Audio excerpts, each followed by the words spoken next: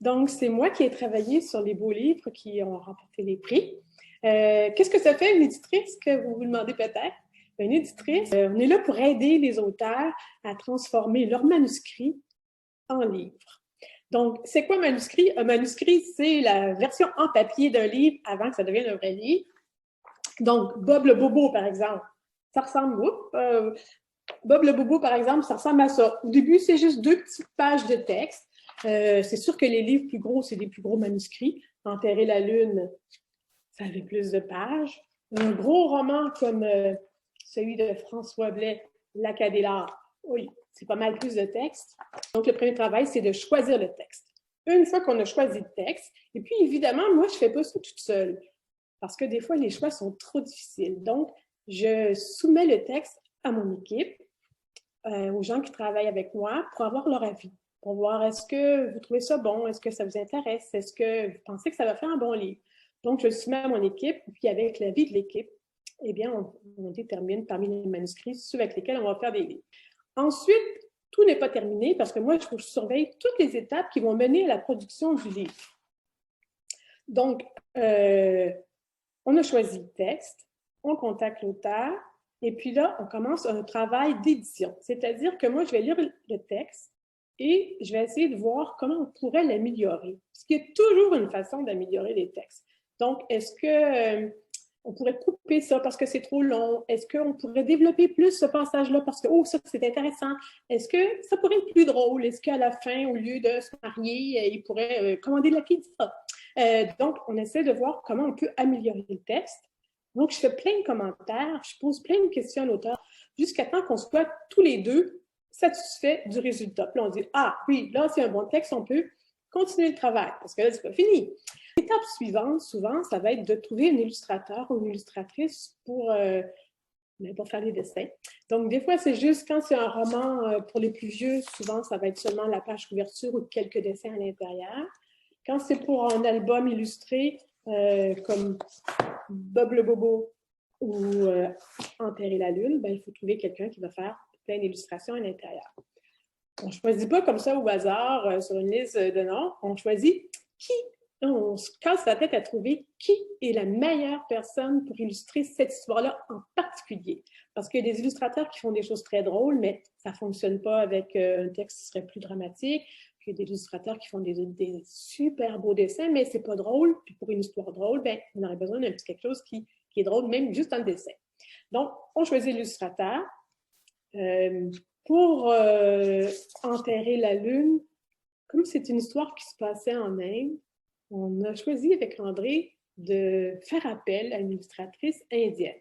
Et ça n'a pas été facile parce qu'on ne les connaît pas, les illustrateurs, les illustratrices indiennes. Donc, on a cherché sur Internet, mais au final, on est très, très content parce qu'elle connaissait bien le paysage, elle connaissait bien les gens là-bas, la façon de s'habiller, donc tout ce qu'elle a dessiné,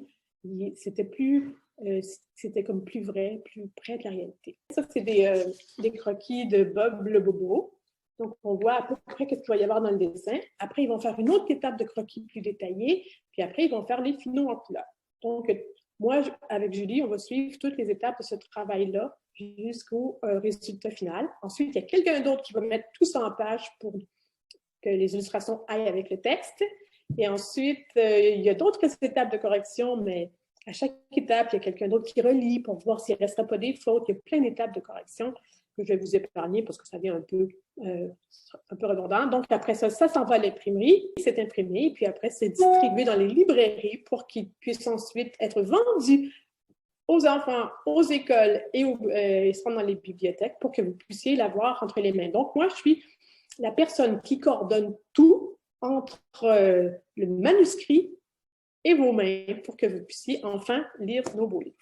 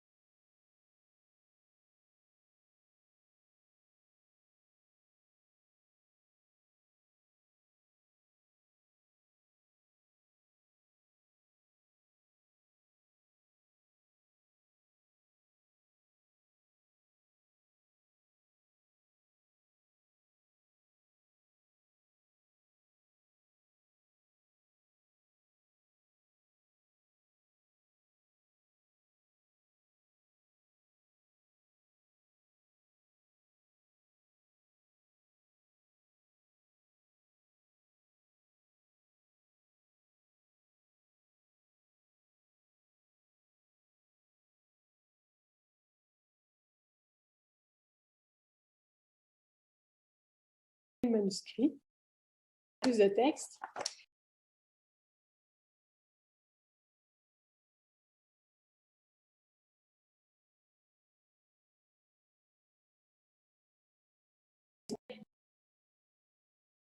Qu'est-ce que ça fait une éditrice que vous vous demandez peut-être?